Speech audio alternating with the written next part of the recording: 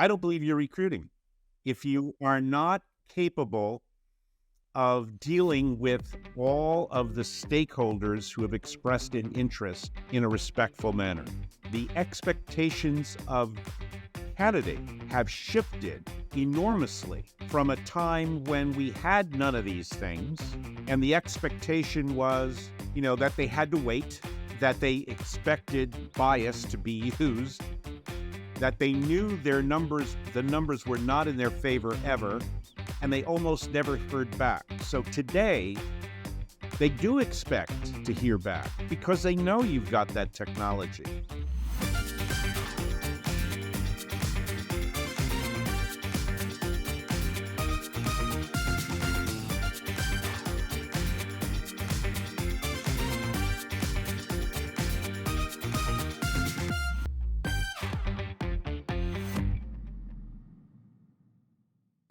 So, hi, I'm Denise Chaffin, president of Top Source Talent, and today my guest is Gerry Crispin. And Gerry is the owner or co-owner of a company called CareerXroads, as well as part of, a number of different associations. And I will let Gerry go into that. So, without further ado, I would like to introduce Gerry. Gerry, tell us a little bit about CareerXroads, and we can also talk about some of the other organizations you're affiliated with. Sure. Well, I guess the best way to describe myself is a lifelong student. As you can imagine, I'm probably one of the older students that you're going to come across, but I'm still learning, and as a result of that, still enjoying everything that I do. About 30 years ago, 27 actually, I started or founded a company called CareerXroads.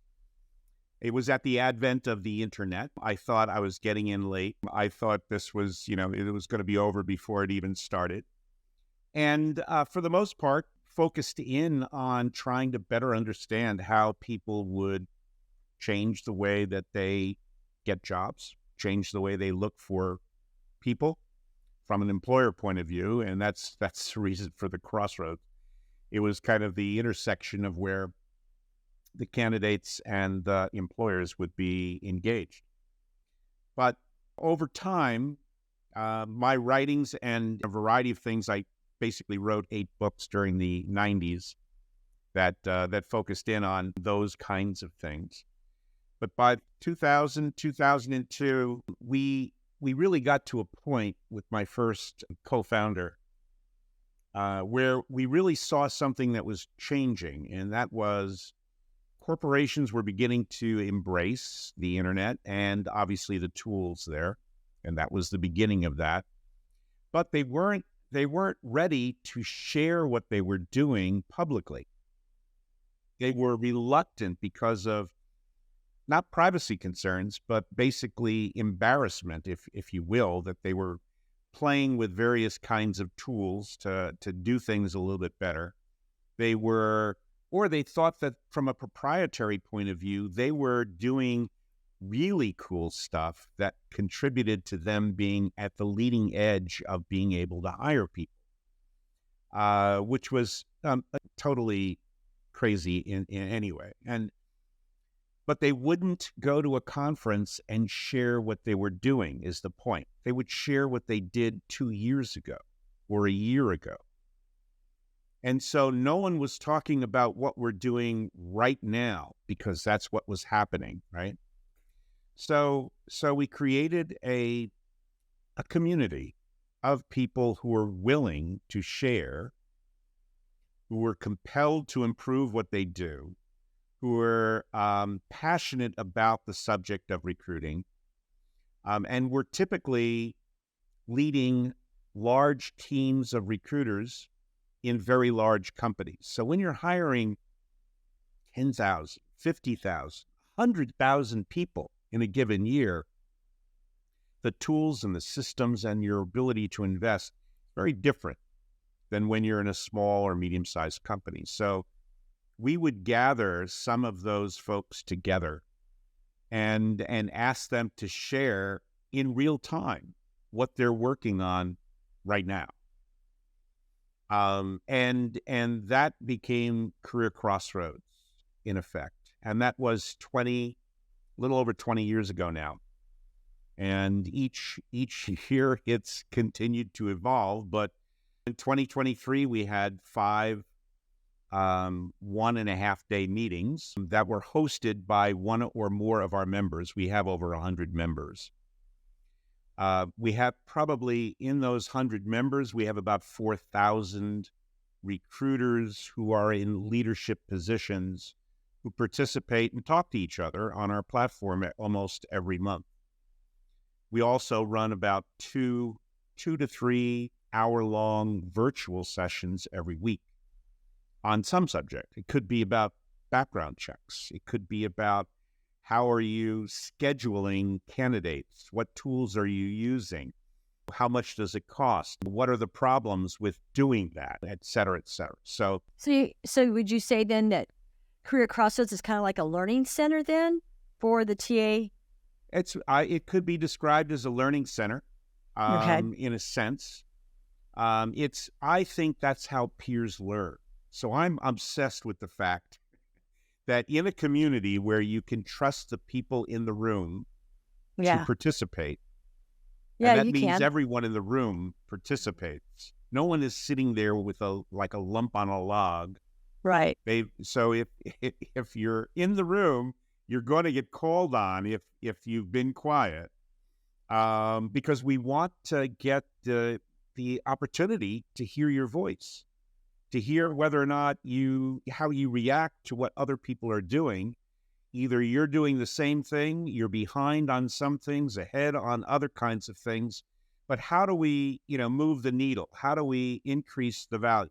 Now, I have strong opinions, and bite my tongue quite often, but for the most part, when I chime in, it's about what is the right thing to do. How should we be evolving to add value to every stakeholder, not just the recruiter, but the hiring manager, the business itself, and especially the one who has no champion, and that's the candidate. So fundamentally, I'm interested in how the needs of each of these stakeholders in the recruiting process is met. And I would agree that, there are others, the vendors who are creating the technologies need to have feedback from us collectively about the Exactly. crap that they're selling us, if it's Well, crap. we need their feedback as well. And And reflection from the we need community. to give feedback, to the third parties who are consulting with us or augmenting our capabilities to recruit.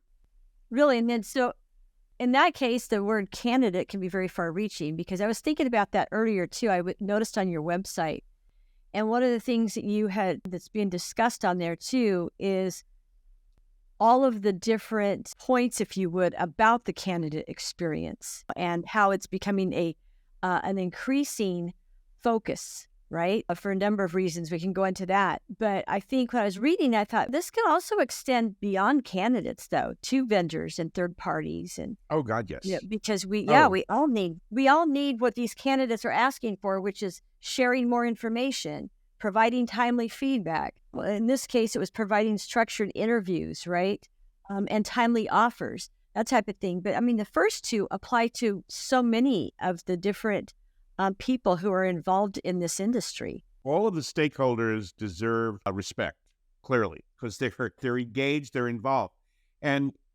we have to operationalize what that is. But the first thing we need to do is define who's in this to begin with. I will tell you that in the early days, I could ask 50 recruiters what a candidate was, and every one of them would give me a different answer. Everyone's a candidate. Everyone's a candidate. Only the people who are qualified are candidates. Only the people I interview are candidates, whatever. And I'm going, recruiters don't seem to have much of a standard when it comes to that. But if you ask an individual looking for a job or considering a job, when they become a candidate, they will all give you the exact same answer. And that answer is equivalent to saying, when I press submit telling you that I'm interested in your job, I'm a candidate. Whether I'm qualified or not is not relevant to you or to anyone but me. I think I'm qualified because I submitted my interest. But that's part of what we do in recruiting, though, is we differentiate a candidate, though, from a potential candidate, or I should say an active candidate from a Well, potential candidate. well, I would suggest changing the word. So we have leads, we have prospects, then we have candidates, and that's every person who applies or expresses interest. And then you have qualified applicants, if you Sure. will, or qualified candidates, Sure. who you differ with in terms of that. Now, the question I would have is, if 100 people applied, how many are qualified? And by and large, on average, in large companies, about 50% are qualified.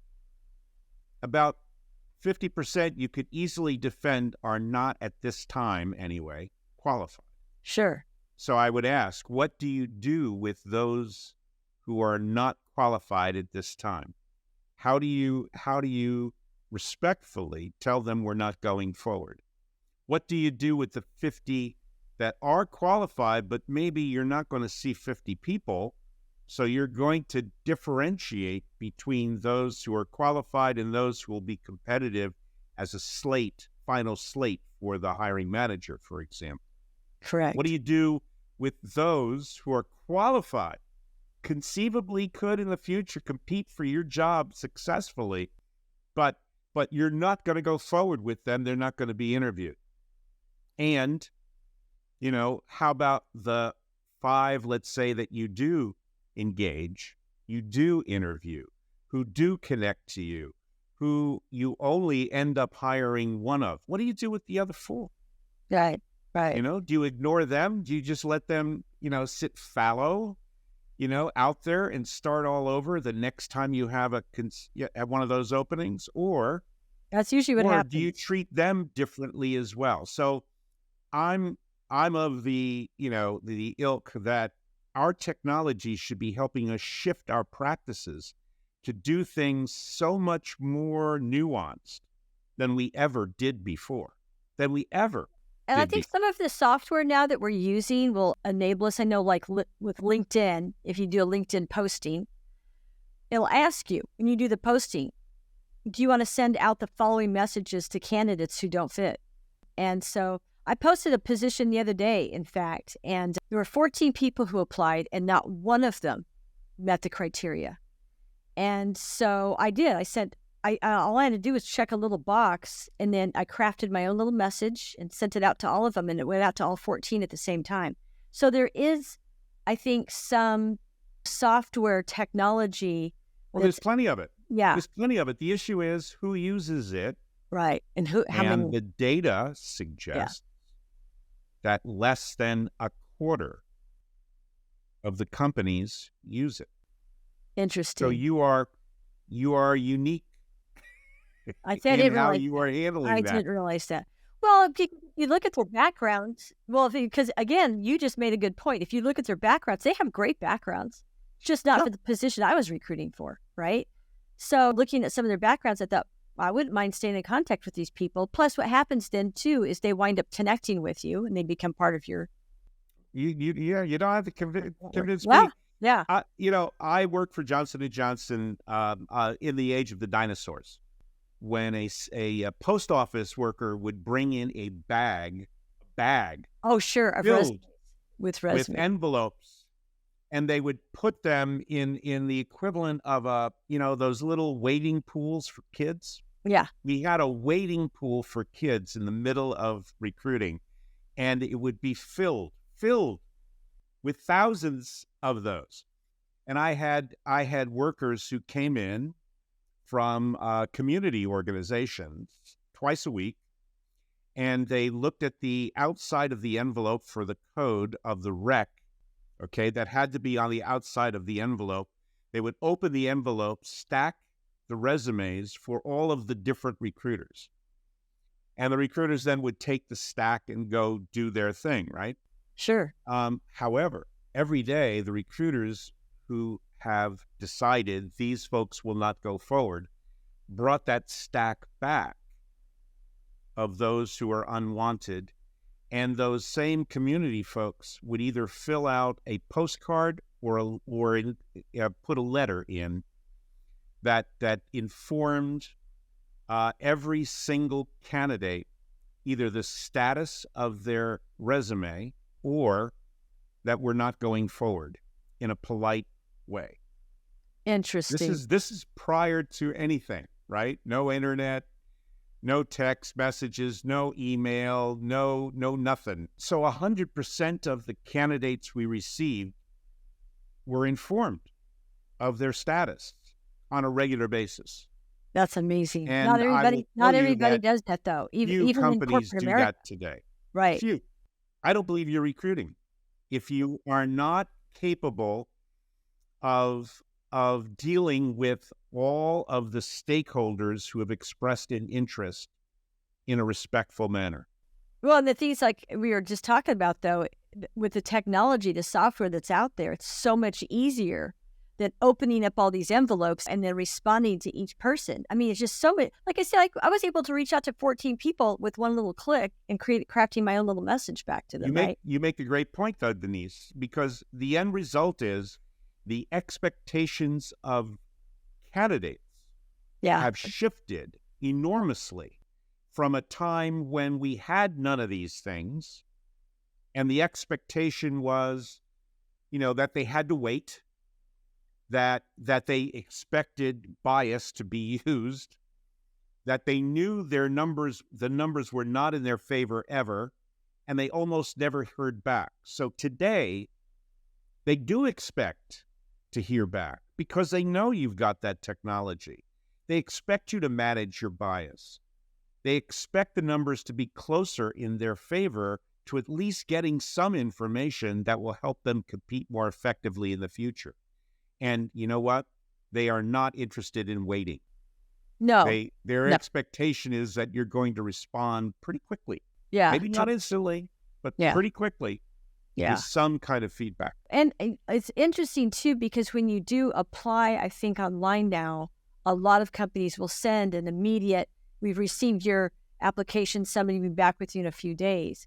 So just that promise alone of getting back to people, if you're going to send that message to candidates who've applied, you owe it to them then to respond accordingly. And not only that, but Denise, I think you're raising another issue. Candidates now can apply to hundreds of times the number of companies that they did in the past because they also have access to AI tools that will let them do much more automatically than they ever did before. They were limited, to filling out and dealing with all of that in the past. But I think we're going to see a shift that's going to be forced on every employer. And I think every employer is going to be in a position within the next 2 years to be able to say to that 100, candidates that apply, that within 72 hours, if you would like, we will interview you. To 100 people. They'll be able to say that immediately to 100 people. Say, if you apply, we will interview. You will get up to bat. However, it won't be a human that interviews you. Right. It's going to be a fair chatbot who's going to ask each of you 100 people. And by the way, now it's 102. Every one of you who applies will have the opportunity to answer the same questions. Sure. And we are going to take that data and then let you know who we go forward with and who we don't. That's interesting. So we will keep in touch relative to it. So we'll be able to change not just in kind.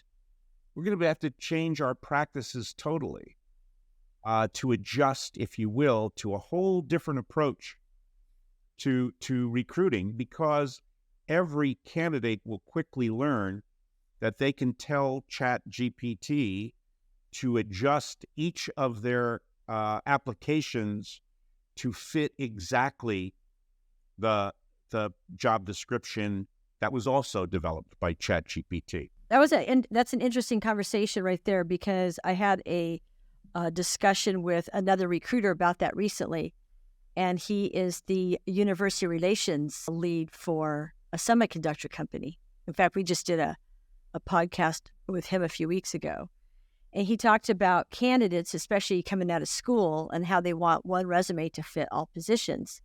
And he's suggesting to them, no, I mean, based on the position you're applying for, you need to have a resume that's going to be specific to that position that you're applying for. And you need to mark the resume, and you need to create a folder for yourself of which companies you've applied to, which positions, their job numbers, and et cetera.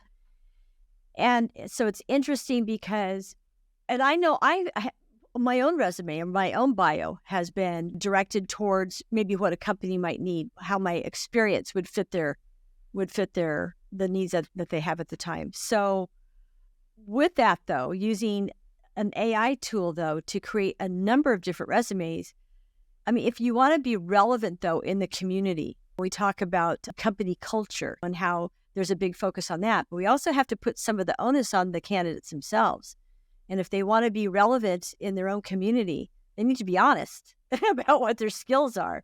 Because if they're interviewed and they fall flat during an interview, it's going to hurt them long run, not just for the position they're interviewing so for. If 100 people use AI, it's unlikely that they're going to edit a hell of a lot out.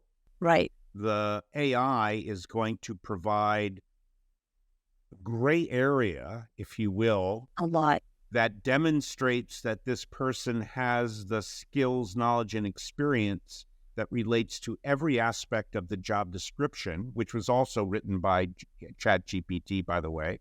And the end result is there's going to be such, not similarity, but such confusion on the content that comes in that way. Sure. That I believe what we're going to do is ignore that and say, you do your research on this job, and if you're interested, just indicate you have an interest, and then schedule the appointment for ChatGPT or, my equivalent AI to interview you. And when that interview takes place, because it'll be really good and really nuanced and really fair, the product, the AI, will ask a question about whether or not you have any experience, knowledge, or skill about X, Y, and Z, whatever it is. The candidate would say, oh, yeah, I have some experience doing this. And now that Chat GPT would do what you would do, which is, well, could you give me an example? Can you tell me what role you played in doing that? Could you, give me, one more example around this? So you can deal with that behavioral-based interview question and continue to focus in on that until you can determine that that individual, in fact, does have whatever that is. And now you collected, in effect, a better set of data from which you can defend the candidates you're going to go forward with versus the candidates you're not, and provide better information to the candidates you're not going forward with, defensible information, right, that says you need to build more skills or knowledge or experience in this in order for us to go, to be competitive for us in the future. And here's some places where you might be able to do that, right, or other jobs that you might want to consider. And all of that could be done without a human, who is very costly and not always as skilled as someone who's been recruiting for many years and is trying to do these things for each and every one of the people who's expressed interest, which may not be possible. Well, and it's interesting. I worked for a data center company in 2015, 2016, for a couple of years, and they had started using HireVue, which is a digital interview format. Know it well. It was the first time I had worked with something like that. And the reception, though, from the candidate community was very interesting. Some people were totally on board with it. I think people who were applying for some of the, what would you call it? Some of the field positions, they were looking at the time for like, I can't remember, technicians, a lot of people to work inside the data centers.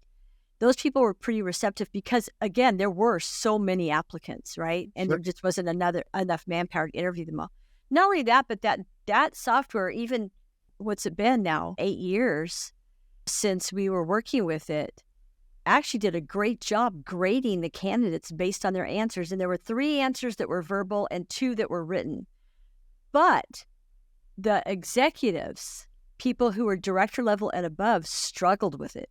They did not want to be interviewed that way. So I had the same question of an executive search person who, by and large, was using, and in fact, it was HireVue at the time, and it was probably about 5 or 6 years ago.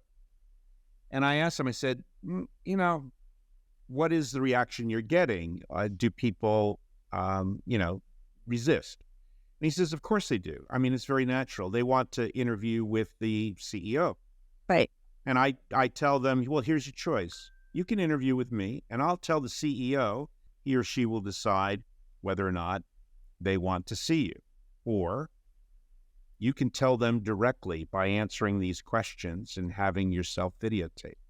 Which would you prefer shares your information with the CEO in the next X? Yep.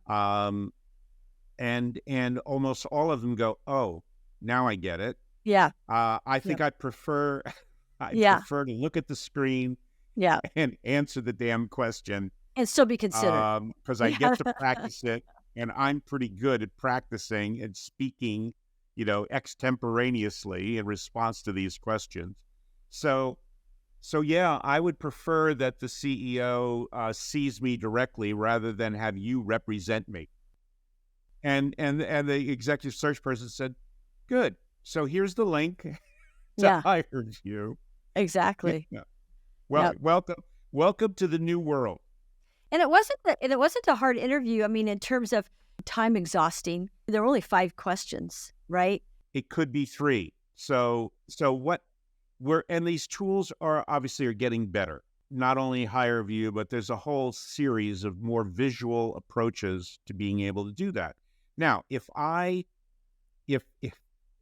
avatar could be coupled with an AI, then you would not be looking at a screen that's blank. You'd be looking at someone who looks like me, who's asking questions, but also is smarter than me in being able to consistently stick to the subject, focus on the subject, and continuously delve further, deeper, until they get to a point where we can observe or measure what that response is so that we can defend the use of it when we're selecting who to go forward with. Because most of us, we vary our behaviors interview by interview. And from a reliability point of view, that's not a good thing to do.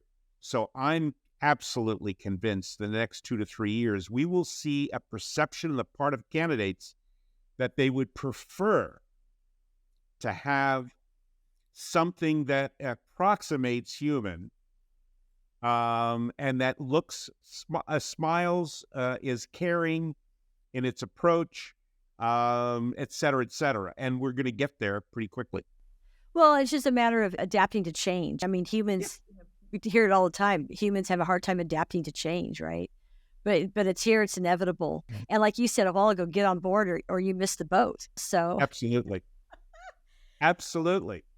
You sent me a link yesterday, ERE Media, and they talk about the candidate experience in detail to the point where they have what they call the Canned benchmark research program. So originally in 2010, when the talent board was founded by Elaine Orr, myself, and Ed Newman, we basically created the talent board, which is a annual opportunity for companies, employers, to test themselves by having their candidates for jobs, a sample of them, anonymously complete and independently complete a comprehensive survey about the experience they've gone through in searching for a job. And the requirement is that 80% of the candidates are candidates you did not go forward with, and 20% are candidates you did go forward with. And as a result of that, an index is formed, and that's sort of like a net promoter score. And the candidates that rank the employers highest are then acknowledged with an award on an annual basis. And that whole project is now in the hands of ERE Media as of this year. But over the last 10, 11, 12, 13 years, a report on that data, which is hundreds of thousands of candidates and hundreds of employers each year that participate, is readily available. And the lessons we've learned from that tell us that the way you treat candidates, even those you don't go forward with, can impact your bottom line. And we can demonstrate that with data at this point. And as a result of that, more and more companies are beginning to assess, if you will, their recruiting practices to ensure that there is closure, that there are expectations are set, that there's some effort to show that the process is a fair one, that there's accountability on the part of the recruiter for ensuring that the candidate is treated properly. So the Great Resignation, how much impact did the Great Resignation, as they call it, during the pandemic have on making these changes for corporate America because of just the fallout, if you... I think slow. I think it every year is slow, and I don't think the pandemic impacted it as much as one might think. There were some better things that were a result of that. I think that there's been a shift during the pandemic on the part of candidates in relation to what it is they want out of work. And so they're beginning to step up a little bit more in the sense that I don't mind you setting goals for me collectively, if I have at least some input, but I should have more input in when I do it and where I do it. And where it's possible, I want more capability, if you will, to work from home, to more flexibility to come in, when it's important to come in, but not necessarily automatically going into, hour-long commutes each way just so that I can show up and text my colleagues in the next booth. In fact, I just posted, Korn Ferry had an article yesterday called the 24, I think it was the talent acquisition trends for 2024. And their number 6 trend was talking about relocation. And they used these statistics. 1986, it was like 45% of people were relocating, packing up everything and relocating for jobs. And they're saying in 2023, it was 2%. Huge drop. And one of the things that impacted that was the pandemic and how people were working from home. And they all of a sudden, it's like, man, I like working from home. This is a great gig for me. So now they're talking about people, because companies are trying to get candidates and employees to move back, to relocate for a new job, or their employees for existing positions. They're trying to get them to relocate back to the home office or whatever office they want them to work out of. So now the candidates have to make, or the employees have to make a decision. Do I look for another position or do I pack up and move? So first of all, the willingness to move and relocate has been on a downward trend since 1950. So that 2% might have been a little lower kind of thing, drop, but it was already down to, I think, 10 to 15% at most. At most, it wasn't in the 80s. I would argue that their data is not as good as mine. And I'm happy to defend my data anytime. But I've been studying recruiting for 50 years, so I'm just gonna go with it. So people don't want to move unless they had for a job. They want to move because they want to move. They're retiring. They want to go to Florida. They grew up in Austin and decided they really want to go to Seattle, whatever. But that's when they start looking for a job that is willing to relocate them. But I will tell you that the majority of folks who were willing to work for a company by commuting, whether it's in the same city or not, has dropped enormously. So it's not about moving, it's about commuting. And the impact is, if you force me to come in 3-4 days a week, I will be looking for another job.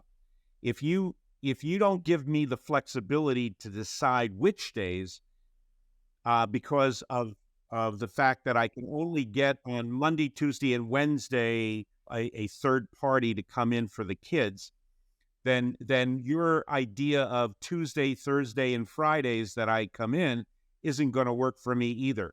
So there is a pushback on a significant portion of the workforce, and we're talking 30 to 40% of the workforce that really wants to have that kind of flexibility. Now, that said, there's still a large portion of the workforce of kids who may have come out of college recently, whose only job is a customer-facing job where they have to show up 9 to 5, wherever the hell it is. You know what? They want to get out of it. I have a member who's a healthcare company with almost all hospital systems, 100,000 plus nurses in that hospital system. They're losing 1,000 nurses a month. And why? Well, either it's money, so I'm willing to do this damn job, doing this, but I'm only going to do it for a lot of money because I'm not going to do it for very long. Or they're leaving the hospital to go to an office or a place where they could do telemedicine or whatever to have more flexibility in terms of being able to leave to take care of kids and so on and so forth. So not so risk averse as being in the hospital. So I'm with you on this. I think employers are needing to listen more closely to the changing attitudes and behaviors of candidates so that they can shift how their practices for candidate experience are impacting that. Well, yeah, and I think that especially, manufacturing too. I mean, we talk about a number of different positions that require people to be on site right now, but how much of all this going to shift? But the demand to relocate, that's an interesting bit of data because especially, I mean, who is moving? Everybody? I remember the IBM computer company, they used to use their acronym, I've been moved, because everybody had to move, yeah. But that's again that was a 1950s attitude. Yeah. That fundamentally began losing its appeal through the 60s and 70s, and it continued to go on down. So right now, people don't want to move, I worked in Silicon Valley for one of the IT firms, and then you let me go work wherever I wanted, and I moved to Idaho. Right. Do you think I'm coming back? Well, No. that's the other part. That's the other piece of it. No.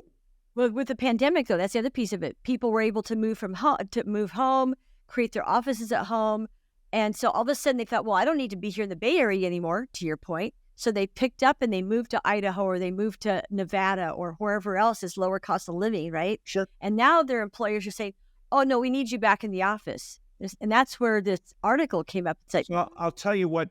So one company that I'm familiar with, a financial services firm, did the most perfect thing as far as I'm concerned. They basically told all their employees that their home was their official office.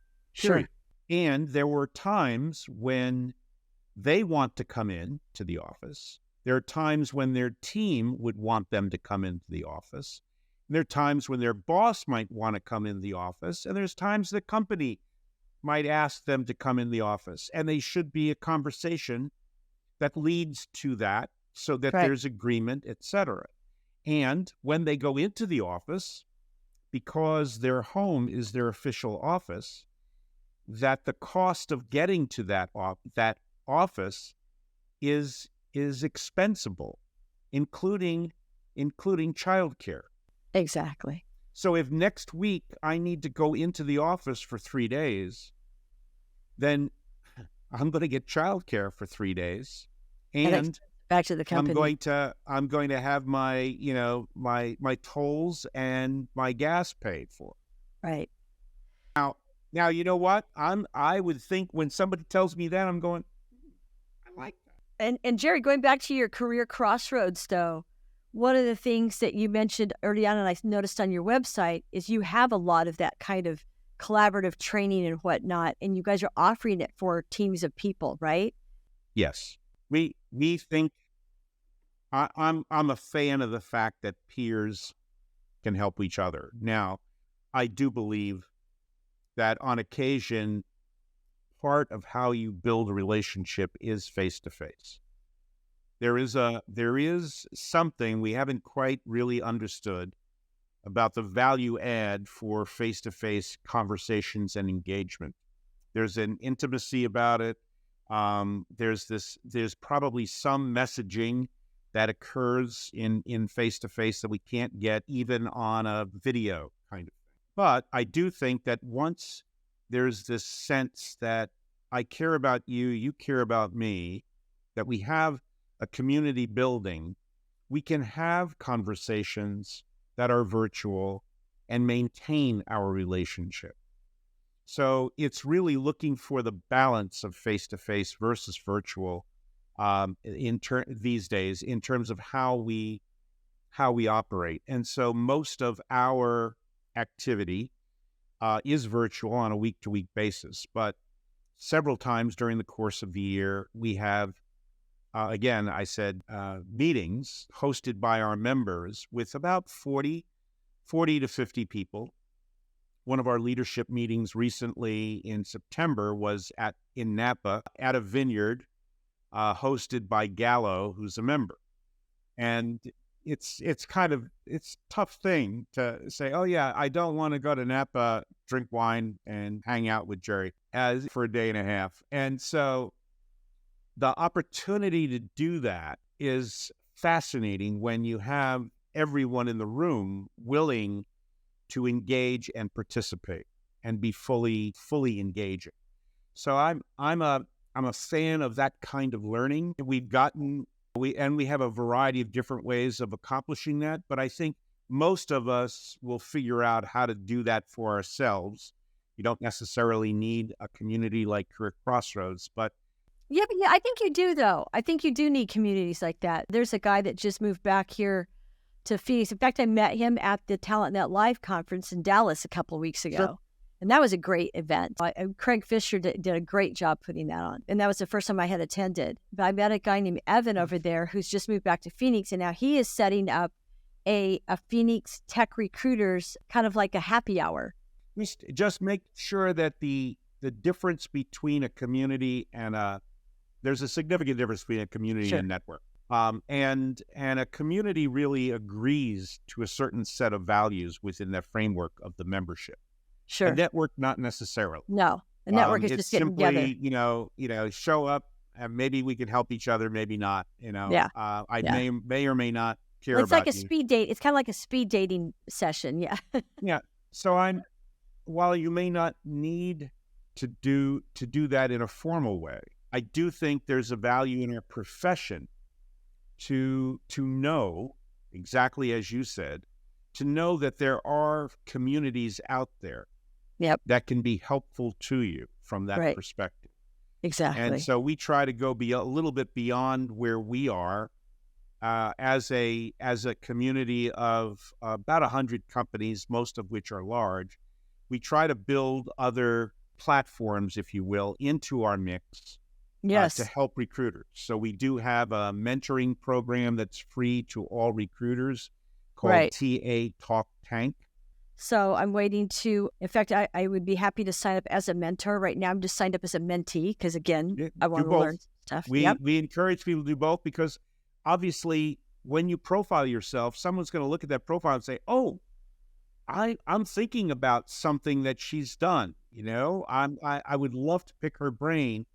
And it's a casual approach. It's not a formal approach where you got Right. to hang out for whatever. Right. It's let's have a virtual coffee and engage. I'd love to pick your brain about X, Y, and Z. And that's what the mentee has said. But the mentor really is someone who's saying, "Hey, if somebody wants to learn something from me, I'm willing to do that a couple times, a month, let's say."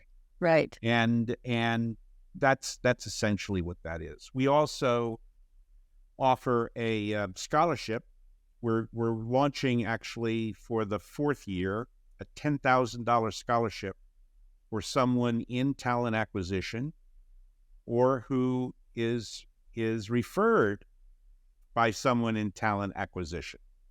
So maybe somebody who's in transition, we may not be able to give them a job, but what we might be able to do is suggest to them that they could help somebody else out. Maybe even they're in transition, their kid's going to school.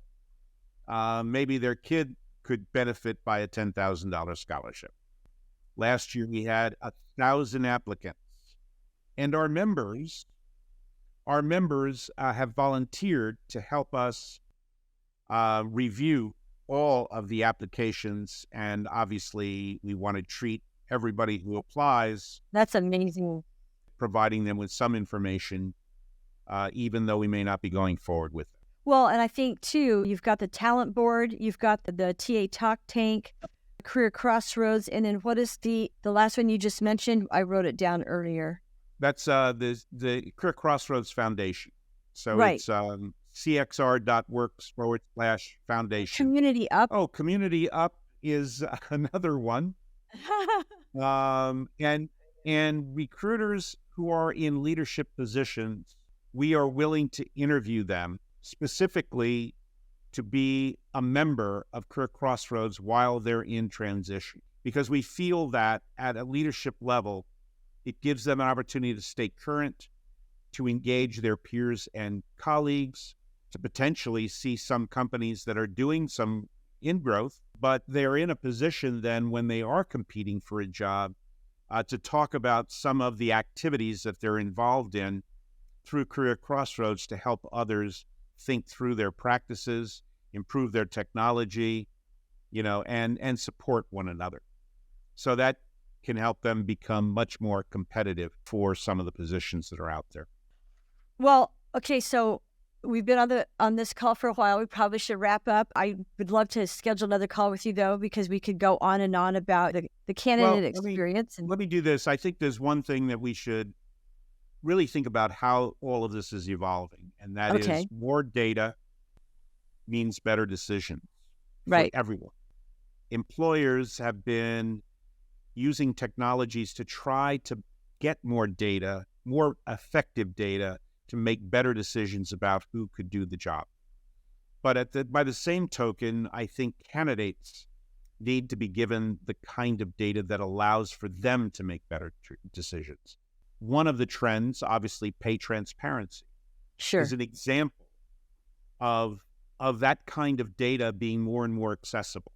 Just 10 years ago, most companies had as part of their policy that if you as an employee shared how much money you make with another employee, that was a Class 1 violation and you could be fired for it. Is that crazy? That's illegal in most states now.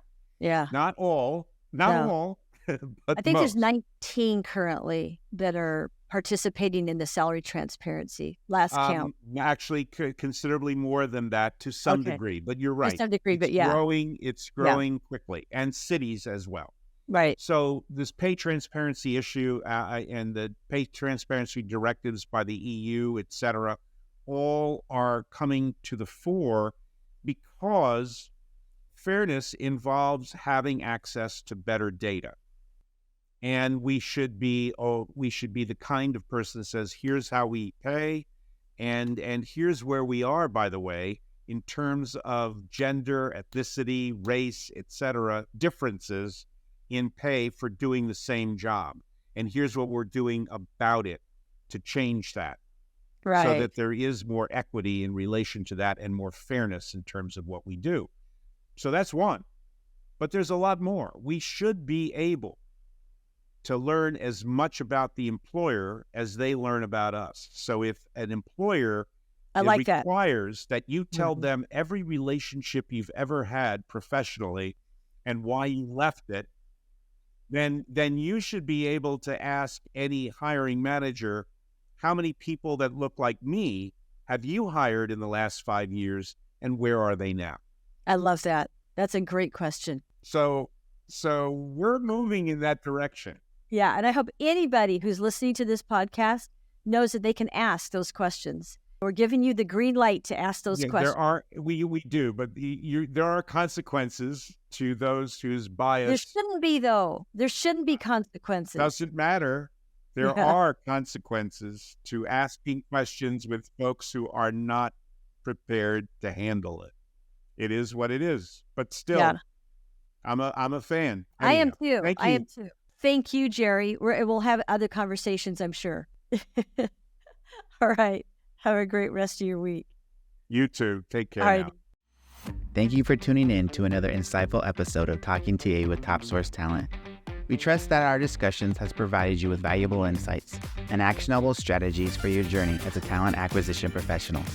Our mission is to be your go-to resource for staying ahead in the ever-evolving landscape of talent acquisition. Whether you're a seasoned recruiter or embarking on your recruitment career, our aim is to equip you with practical advice that elevates your day-to-day work. As we continue sharing valuable insights with you, we're excited to support your growth and assist you in building the best workforce for your team. Stay inspired, stay informed, and until next time, happy recruiting.